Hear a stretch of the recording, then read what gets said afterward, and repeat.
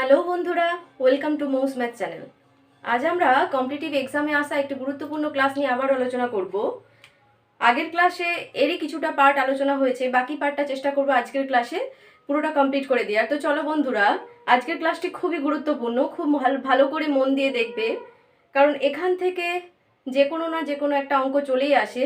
আর আমি চাইছি যেরকমই অঙ্ক আসুক না কেন, সকলেই খুব কম সময়ে এবং সহজে করে আসতে পারো, যেন পরীক্ষার হলে এইখান থেকে আসা ম্যাথ, কোনো ম্যাথ, যে কোনো ম্যাথ যেন ছেড়ে না আসতে হয়।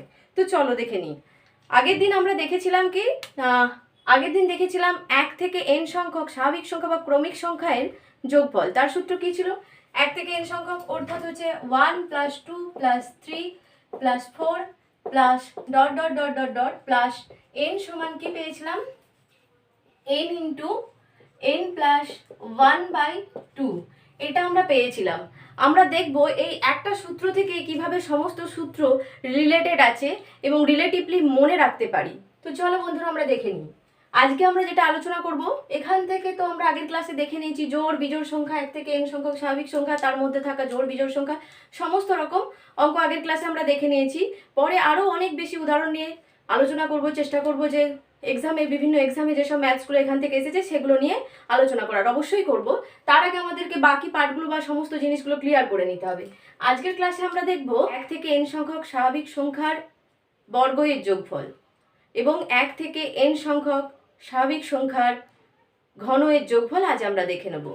তো 1 থেকে n সংখ্যক স্বাভাবিক সংখ্যার বর্গের যোগফল অর্থাৎ কি না, 1 square plus 2 square plus 3 square plus 4 square plus dot dot dot dot dot plus n square সমান কি লিখতে পারি?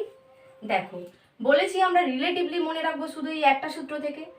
সেখানে কি লিখতে পারি? সেখানে লিখতে পারি হচ্ছে এই উপরেরটা যেটা আছে সেটা লিখে নিলাম, n into n plus 1 into কি করব? ইন্টু এর সাথে যোগ করব 2n প্লাস 1 ডিভাইড বাই লিখবো 6। হয়ে গেল, আমরা পেয়ে গেলাম 1 থেকে n সংখ্যক স্বাভাবিক সংখ্যার বর্গের যোগফল। এরপর আমরা কি আসবো না, 1 থেকে n সংখ্যক স্বাভাবিক সংখ্যা বা ক্রমিক সংখ্যার ঘনের যোগফল অর্থাৎ কি কিউবের যোগফল। অর্থাৎ কি লিখতে পারি? 1 এর কিউব প্লাস 2 এর কিউব প্লাস 3 এর কিউব প্লাস 4 এর cube plus dot dot dot plus n cube সমান কি লিখতে পারি? দেখো বন্ধুরা, খুব ভালো করে মন দিয়ে দেখবে। প্রথমে যে সূত্রটা আছে সেটাই আমরা লিখে দিলাম, n ইন্টু n প্লাস 1/2, এটাই লিখে দিলাম। 1 থেকে n সংখ্যক স্বাভাবিক সংখ্যার ঘনের যোগফল, যেটা প্রথমে সূত্রটা ছিল 1 থেকে n সংখ্যক স্বাভাবিক সংখ্যার যোগফলের যে সূত্রটা ছিল সেটা লিখে দিলাম। লিখে দিয়ে কি করলাম? পুরোটা এর হোল স্কোয়ার পেয়ে গেলাম আমরা সূত্র। তাহলে একটা সূত্র থেকে সব সূত্র মনে রাখা যাবে। এরপর আমরা কি আসবো না, এরপর আমরা আসবো 1 থেকে n সংখ্যক স্বাভাবিক সংখ্যার মধ্যে থাকা জোড় সংখ্যাগুলির বর্গের যোগফল। জোড় সংখ্যাগুলির বর্গের যোগফল অর্থাৎ 2 square plus 4 square plus 6 square plus dot dot dot dot dot plus n square সমান কি? সমান দেখো, এই যে সূত্রটা আছে বর্গের সেটাই লিখে দিলাম, n into n plus 1 into 2n plus 1 divide by 6 লিখে নিলাম। তাহলে তো আমি আগের সূত্রটাই লিখলাম। তাহলে জোড় সংখ্যাগুলোর, শুধু জোড় সংখ্যাগুলোর বর্গের যোগফল কি হচ্ছে? হ্যাঁ, এক্ষেত্রে কি করতে হবে? অ্যাড করতে হবে ইন্টু 4। হয়ে গেল, আমি পেয়ে গেলাম 1 থেকে n সংখ্যক স্বাভাবিক সংখ্যার মধ্যে থাকা জোড় সংখ্যাগুলির বর্গের যোগফল।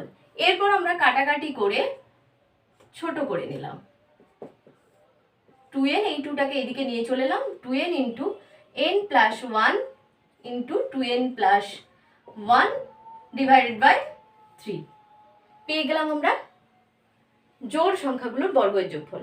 এরপর 1 থেকে n সংখ্যক স্বাভাবিক সংখ্যার মধ্যে থাকা বিজোড় সংখ্যাগুলির বর্গের যোগফল। আমি চেষ্টা করছি এখান থেকে যে কোনো রকম ম্যাথ আসুক, তোমরা কেউ না ছেড়ে আসে কম্পিটিটিভ এক্সামে। একটা জিনিস খেয়াল করো, মাথায় রাখো খুব ভালো করে, এখানে n কিন্তু এই যে জোড় সংখ্যাগুলোর বর্গের যোগফল, এখানে n কিন্তু n সমান হচ্ছে নাম্বার অফ টার্মস। অর্থাৎ কি? অর্থাৎ হচ্ছে নাম্বার অফ টার্মস মানে হচ্ছে যতগুলো জোড় সংখ্যা আছে তার স্কোয়ার বা তার বর্গের যোগফল। কিন্তু ওপরের যে তিনটে সূত্র আছে, স্বাভাবিক সংখ্যাগুলোর যোগফল, স্বাভাবিক সংখ্যার বর্গের যোগফল এবং স্বাভাবিক সংখ্যার ঘনের যোগফল, এই তিনটের ক্ষেত্রে n হচ্ছে শেষ সংখ্যা।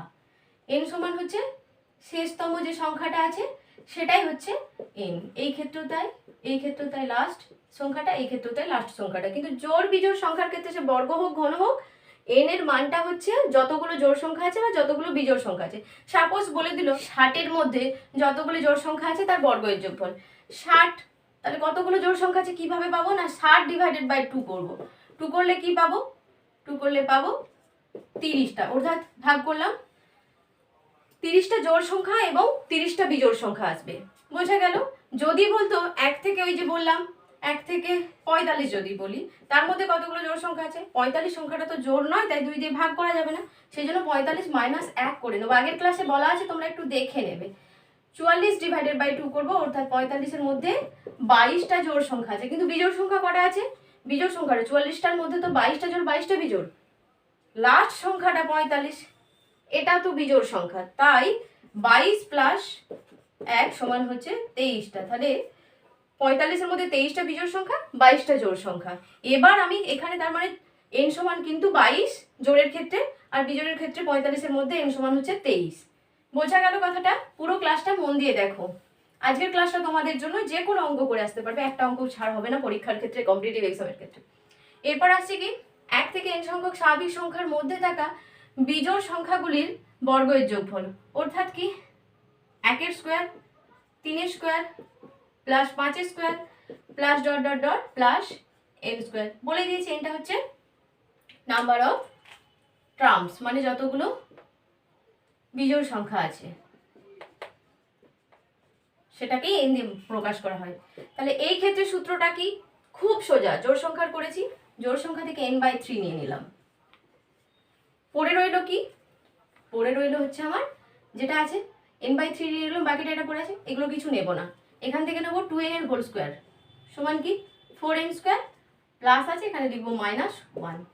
পেয়ে গেলাম 1 থেকে n সংখ্যক স্বাভাবিক সংখ্যার মধ্যে থাকা বিজোড় সংখ্যাগুলির বর্গের যোগফল। বোঝা গেল? এরপর আমরা কি আসবো না 1 থেকে n সংখ্যক স্বাভাবিক সংখ্যার মধ্যে থাকা জোড় সংখ্যাগুলির ঘনের যোগফল, অর্থাৎ কি 2-এর কিউব প্লাস 4-এর কিউব প্লাস 6-এর cube plus ... plus n cube সমান কি পাবো? সমান হচ্ছে, খুব ইজি, ভালো করে মন দিয়ে দেখো, এই যে উপরটা লেখা আছে, এই যে কিউবের সূত্রে উপরটা লেখা আছে, এইটার পুরোটার হোল স্কোয়ার করে দেবো, সাথে শুধু 2 গুণ করে দেবো, 2 ইন্টু এই উপরটার হোল স্কোয়ার, মানে n ইন্টু n প্লাস 1-এর হোল স্কোয়ার। কি পাবো? সরল করে নিচ্ছি, 2n square into n plus 1-এর হোল স্কোয়ার। হয়ে গেল আমরা 1 থেকে n সংখ্যক স্বাভাবিক সংখ্যার মধ্যে থাকা জোড় সংখ্যাগুলির ঘনের যোগফল, যেখানে n কিন্তু হচ্ছে, এখানে n হচ্ছে নাম্বার অফ টার্মস, আগেই বলে দিয়েছি। এরপর আসছি কি 1 থেকে n সংখ্যক স্বাভাবিক সংখ্যার মধ্যে থাকা বিজোড় সংখ্যাগুলির ঘনের যোগফল, অর্থাৎ কি লিখতে পারি? অর্থাৎ লিখতে পারি 1-এর কিউব প্লাস 3-এর কিউব প্লাস 5-এর cube plus ... plus n cube সমান কি লিখতে পারি?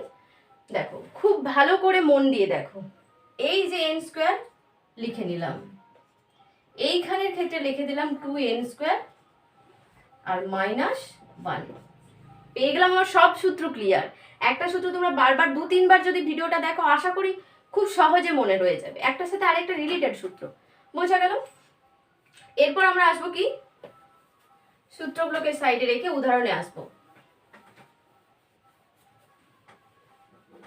উদাহরণ দেখে নিই আমরা, সাইডে রেখে উদাহরণে আসবো। প্রথমে আমরা 1 থেকে n সংখ্যকের উদাহরণ আমাদের হয়ে গেছে। এবার 1 থেকে n সংখ্যক স্বাভাবিক সংখ্যার বর্গের যোগফল উদাহরণ দিই। সাপোজ বলে দিল 1-এর স্কোয়ার, 2-এর স্কোয়ার প্লাস 3-এর স্কোয়ার প্লাস 4-এর স্কোয়ার প্লাস ... প্লাস যত খুশি নিতে পারো 20 স্কোয়ার। সূত্র তো আমার জানাই, তার মানে এখানে n সমান কত বলেছি? n সমান তো লাস্ট যে সংখ্যাটা থাকবে 20, সূত্রে ফেলে দেবো। তার মানে কি 20 into 20 plus 1 into 2 into 20 plus 1 divide by 6, কত সহজে বেরিয়ে যাবে।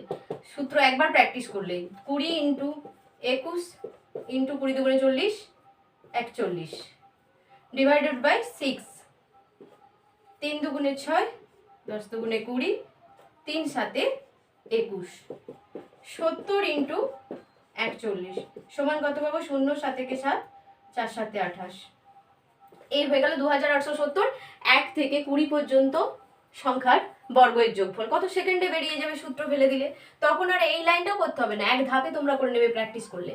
এরপর আসছি, সাপোজ আরো বড় একটু বলে দিলাম, তোর 1 থেকে 80 81 যা খুশি নিতে পারি। 1 থেকে 80 পর্যন্ত সংখ্যা স্বাভাবিক সংখ্যার বা ক্রমিক সংখ্যার বর্গের যোগফল। অর্থাৎ কি? অর্থাৎ 1 square plus 2 square plus 3 square plus dot dot dot plus 80 square. তার মানে এখানে n সমান কত? n সমান 80। সূত্র ফেলে দিচ্ছি, স্কোয়ারের যে সূত্র আছে সেই সূত্র ফেলে দিচ্ছি, কিছুই নেই।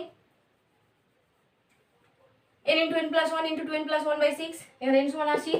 তার মানে 80 into 80 plus 1 into 2 into 80 plus 1 divided by 6। সরল করছি, 80 ইন্টু 81 ইন্টু 8 দুগুণে 16 160, 161 161 ডিভাইডেড বাই 6। কাটাকাটি করব, 3 2 6, 40 2 80, 3 দিয়ে কাটছি, 3 7 7 8, 3 7 81 পেয়ে গেলাম। গুণের নিয়ম কত সহজে, তারও একটা ক্লাস আমরা নেব আজকে। জাস্ট চট করে একটু দেখিয়ে দিচ্ছি। 161 27, এটা ফার্স্ট গুণ করছি, 27 গুণ করছি কি 7 একে 7, তারপর আছে কি এটা 6 7 42, 2 একে 2, 44 এর 4 নামে হাতে থাকে 4, তারপর আছে এটা 6 দুগুণে 12, 7 একে 7, 12 সাথে 19, 19 4 23, 23 এর 3 নামে হাতে থাকে 2, তারপর আসবে কি না, তারপর আসবে 1 2 2, 1 2 2 2 4। এটা হয়ে গেল 4 3 4 7, ওটা 4347, 40 ইন্টু 4347 গুণ করে দিচ্ছি 0, 4 7 28 8, হাতে থাকে 2, 4 4 16, 2 18, 8 নামে হাতে থাকে 1, 3 4 12, 1 13 3, হাতে থাকে 1, 4 4 16, 1 17। এই হয়ে গেল আমাদের উত্তর। কত সহজে উত্তর বেরিয়ে যাবে যখন গুণের নিয়ম টিয়ম শিখে যাবে, শর্টকাটে, খুব শর্টকাটে করা যাবে। এরপর আসছি কিউবের একটা উদাহরণ চট করে দিয়ে দিই।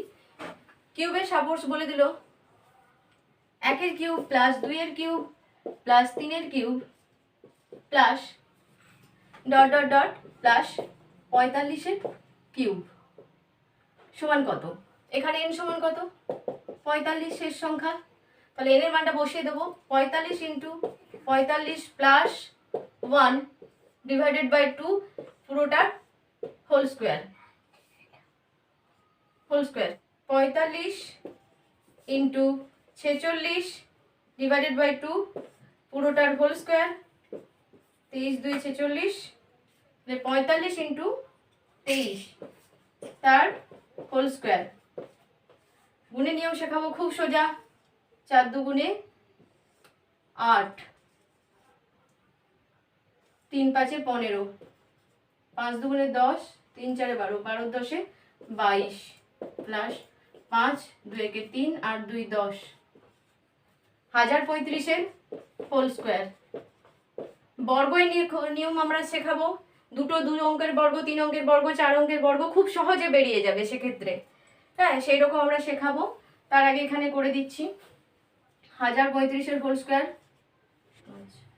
কত পেলাম। 1035 এর হোল স্কোয়ার সমান হচ্ছে 107125। উত্তর আমার বেরিয়ে গেল। তো বর্গের নিয়ম, গুণের নিয়ম সব শেখাবো, কত সহজে সেকেন্ডে বের করা যায়। তো আজকের মতো ক্লাসটা এখানেই শেষ করছি।